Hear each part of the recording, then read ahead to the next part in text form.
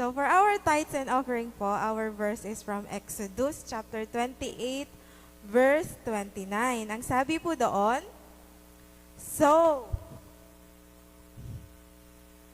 Aaron shall bear the names of the sons of Israel on the breastplate of judgment over his heart when he goes into the holy place as a memorial before the Lord continually. Okay, ito pong verse na to, hindi lang po siya basta symbolism, it is a priestly representation. Ang high priest, he does not come before God alone. Hindi siya nagpupunta lang sa Panginoon nang siya lang. He carries the people with him. Kasi doon po sa breastplate of judgment, doon may nakalagay na 12 iba't ibang stones. At sa bawat stone, naka-engrave. So, naka-engrave sa Tagalog, nakaukit. Hindi lang siya basta nakasulat. Nakaukit ang bawat pangalan ng anak ni Jacob. Yung 12 tribo ni Israel. Okay? So, he carries the people with him, not only by strength on his shoulders, kasi saan po nakalagay yung breastplate? Nakalagay siya sa ipod. Yung ipod may 2 stone sa magkabila, sa shoulders. Naka-engrave din doon yung mga anak ni Israel. So, 6 sa kaliwa, 6 sa kanan kaliwa. Okay? So, not only by strength, he is carrying the congregation on his shoulder, but also with affection, care, and identity in the priest's heart. So, bakit ko po yun sinabi? Kasi ang placement po ay importante. Yung mga pangalan na nakaukit, hindi lang siya basta nakasulat, it is permanent, it is intentional, and it is personal. Kasi po, before God, the people are remembered by name, and the people are held close in God's heart. Ito pong paglalarawan na ito ay ultimately points us to Jesus Christ, because Jesus Christ ang ating dakilang punong pari, Jesus, who is continually brings His people before God the Father. Ngayon po, itong verse na to, hindi naman siya nagtuturo about giving. Okay? Pero, when we come before God po kasi, sa pag-worship man yan, or sa pananalangin, or sa pagbibigay, we don't come before God casually. Hindi lang tayo basta casual lang na lumalapit. We come representing something of our hearts. Giving is isa sa mga paraan na lumalapit tayo sa Panginoon. Tama po ba? Okay. So, ang tanong po, when we give, ano ba yung dinadala natin kapag tayo ay nagbibigay? Ang dala-dala ba natin ay obligasyon? Ang dala-dala ba natin ay routine? Ang dala ba natin ay tira-tira or leftovers? Or ang dinadala natin before God during offering ay something intentional, something na nagre-reflect sa ating puso na umaalala sa ating Panginoon. Kasi because in the same way, yung mga pangalan na naka-engrave doon sa bawat bato, nagdadala siya ng kahulugan. Our giving as well can also be intentional, personal, and from the heart. Narinig natin kanina po during preaching na ang magandang story ni Joseph. Okay. Sa haba ng tinakbo ng kanyang buhay, nakita natin na nagdaan siya sa iba't ibang season. Nandoon yung na-betray siya,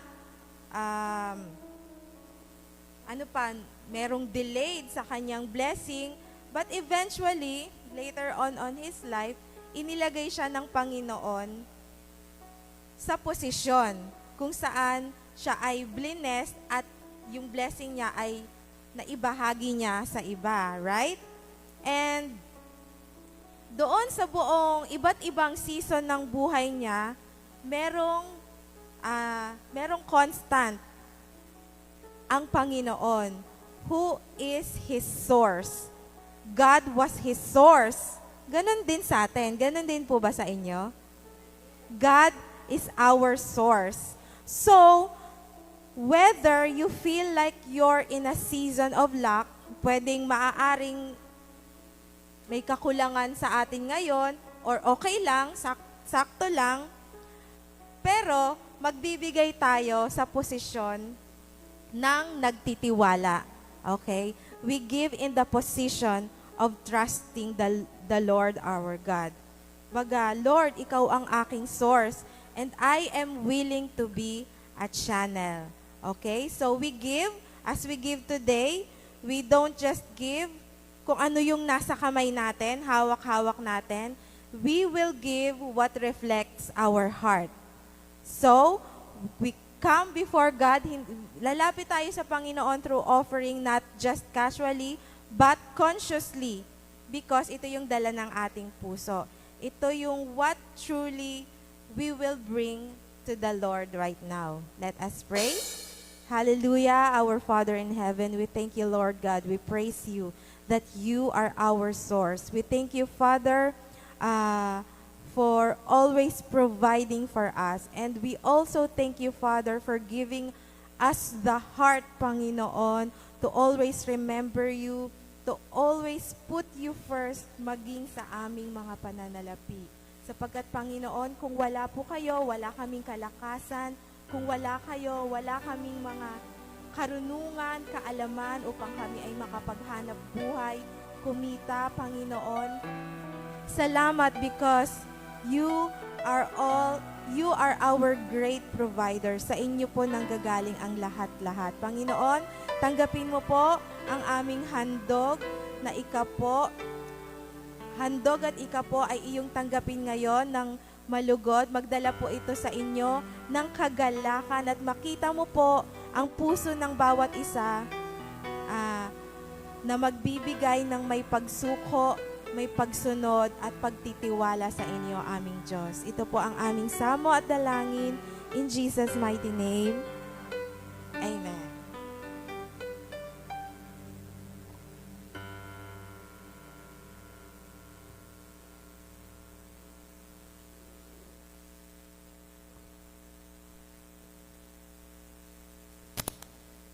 Hello.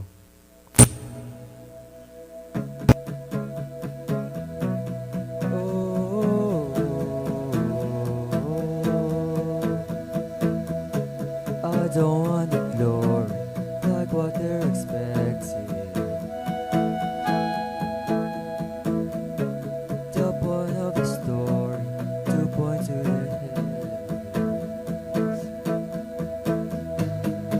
I've been leaning on something more than myself. God, I'm leaning on you and nobody else. I don't know where I'm going, just that you pull me through. Every blessing from heaven has always come from you. I know every step that I'm taking, I know you're right there too. I finish how I started with all my faith in you. Only you brought me this far. Seen too much without you, been nowhere without you. You know I follow with the world with my back, even if the path is leading through the shadows. I know that you won't let go. I don't know where I'm going, just that you pull me through. Every blessing from heaven has always come from you. I know every step that I'm taking, I know you're right there too. I finish how I started with all my faith in you. Only you brought me this far. Brought me this far. I've been leaning on something more than myself. God, I'm leaning on you and nobody else. I don't know where I'm going, just that you pull me through. Every blessing from heaven has always come from you.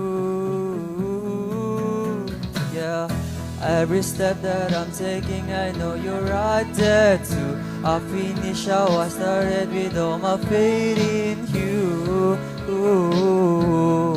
Only you brought me this far. Brought me this far.